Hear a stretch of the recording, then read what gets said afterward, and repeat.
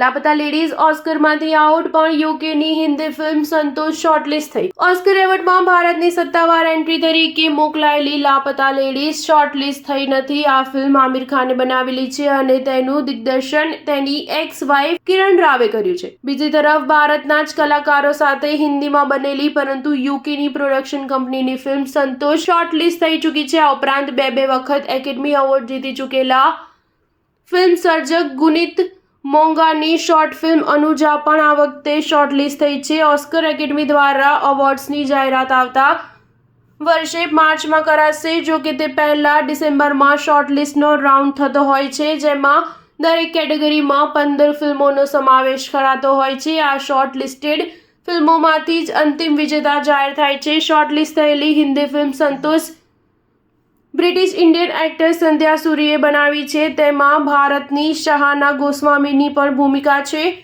Guneet મોંગાની short film અનુજામાં garment ઇન્ડસ્ટ્રીમાં બાળમજૂરીની શોષણની વાત છે. ભારત તરફથી સત્તાવાર એન્ટ્રી મોકલતા ફિલ્મ ફેડરેશન ઓફ ઇન્ડિયાએ આમિર ખાનની કંપનીની લાપતા લેડીઝ પસંદ કરી હતી. તે વખતે જ ફિલ્મ ફેડરેશન ઓફ ઇન્ડિયા દ્વારા અનેક આંતરરાષ્ટ્રીય એવોર્ડ્સ જીતી ચૂકેલી પાયલ કપાડિયાની ઓલ વી ઇમેજિન એઝ લાઇટ કેમ પસંદ ન કરાઈ તે મુદ્દે ભારે પસ્તાળ પડી હતી. આજે પણ અનેક નેટ યુઝર તથા કેટલાય ફિલ્મ સર્જકો દ્વારા ફિલ્મ ફેડરેશનની આકરી ઝાટકડી કાઢવામાં આવી હતી. ઇન્ટરનેશનલ ફીચર ફિલ્મ કેટેગરીમાં બ્રાઝિલની આઈ એમ સ્ટીલ હિયર, કેનેડાની યુનિવર્સલ લેંગ્વેજ, ઝેક રિપબ્લિકની વેઝ, ડેનમાર્કની the girl with the needle, ફ્રાન્સની એમિલિયા પેરેઝ, જર્મનીની the seed of the sacred fig, આયર્લેન્ડની ટચ, ઇટલીની વર્મિલિગો, લેટિવિયાની ફલો,